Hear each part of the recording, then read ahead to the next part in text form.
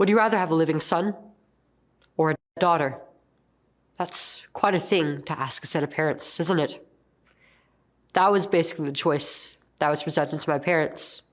Either let us pump your 13-year-old child full of irreversible experimental treatments, or you may be responsible for their death. The professionals claimed I would experience ideation if I didn't transition.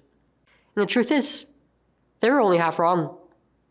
I did contemplate as a teenager, but that came after all the hormones, after the social transition, after a surgeon ignored his Hippocratic oath to do no harm and surgically removed my healthy breasts, leaving scars, infection, and ongoing pain in their place. After years of turmoil and irreversible damage to my body, I realized two things I should have known all along. First, the doctors could only mold me to something that superficially resembled a man, but could never truly make me a man. And second, that even the most convincing superficial changes could not resolve the issues I had going on underneath that drove me to my transition in the first place. That is why I detransitioned and now live my life as the woman I truly am. Gender theory activists would like to have you believe that my story is unique, that my regret is the rare exception to the rule, but as much as I wish it were, that isn't true. All over the world, people are regretting the transitions they were coerced into, especially those of us who suffer these practices as kids. The number of detransitioners is growing all the time. Here are the stats to prove it.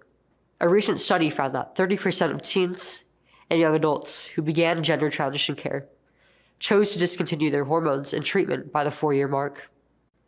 Meanwhile, another study from a UK primary care practice found that 20% of those surveyed stopped their transition treatment. Over half of these cited regret and began the detransition process. Advocates of gender-affirming care often turn their noses up at numbers like this.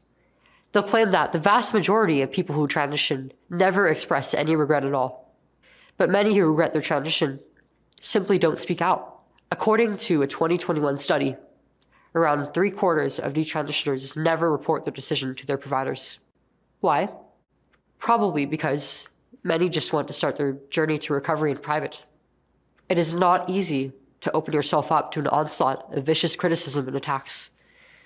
And unfortunately, that is a part of my story as well. The minute I began speaking about my regret to the communities that had supported me through my whole transition, I was met with disdain. I was told that I should have known what I was doing, that I was lazy, that I just couldn't stay dedicated to the process, that I was causing harm to people in the trans community. In the end, all these efforts and smears are part of the same campaign, a group of ideological extremists and irresponsible medical professionals capitalizing on vulnerable kids for their own personal and financial gain. But it is not going to work, and the tide is turning against them. In recent years, I and others like me have launched lawsuits against the so-called healthcare providers who helped perform these atrocities on us. If justice is served, they will be answering for their crimes soon. Because my story is not unique. This predatory arm of the gender ideology movement is affecting thousands of children and young adults across the country and the world. It's infected our institutions and it's tearing families and lives apart. We need to fight back because not everyone affected can stand up for themselves.